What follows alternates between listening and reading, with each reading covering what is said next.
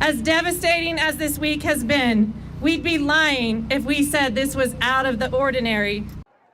Students and DPS staff rallying outside of the Capitol again today. This time it was teachers from several districts who were leading the rally.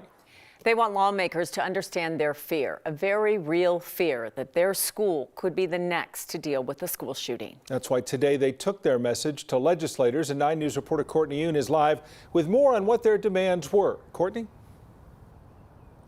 Yeah, Tom, Kim, they want legislative action and fast, including bills that would raise the minimum age to buy a gun, institute 3-day waiting periods for a weapon, among many other things. DPS gave students and staff the day off today for a mental health day. Teachers tell me this protest was planned before all of that happened, and they hope that today is the last day they have to try and make their voices heard.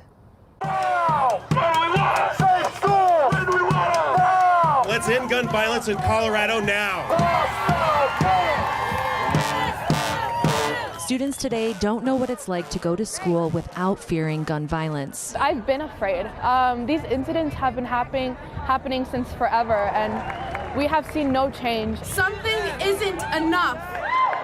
North High School sophomore Angeli Cesaris is here, demanding legislative action on gun safety. So many people are dying, and nobody bats an eye anymore because that is the norm. What do we want? Safe school! When do we want them? She and hundreds of other students, parents, and teachers want lawmakers to hear and feel some of their pain. My senior student crying because his sister was at East, and I held him as he cried, and I assured him it was okay, but I shouldn't have to do that.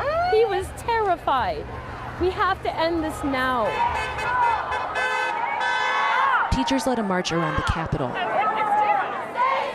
Number one, if you are a DPS student, you need to come to the front. Others waited to get inside and in front of legislators. I want you to surround the students, and I want you to sit down until the governor's office meets with every single student who came to talk about gun violence prevention today. How do we feel about that? Is that a good idea? Laws that we can pass here will matter, will have a positive impact. Fourth grade teacher Alex Nelson fears at any point a shooting could come to his school. You know, I've had vivid dreams of shootings happening in my school, and I wish I could say that when I wake up, it doesn't feel like it could be a reality. For him, losing a student, a fellow teacher, a loved one is never too far from becoming real. Or to know that that could be the case for me, that could be the case for different colleagues, that it could be the case for my daughter. It's why they're here, fighting for change. Listen to them for what they're asking for so that they can feel safe enough to finish out the year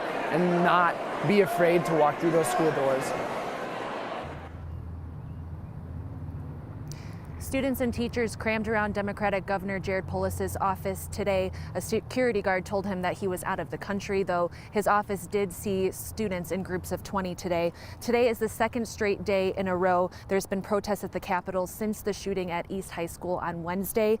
Students also walked out of class earlier this month after the shooting death of their classmate Luis Garcia. Tom? There was already so much discussion at the Capitol going on about guns, not necessarily specific to schools, but to ages at times.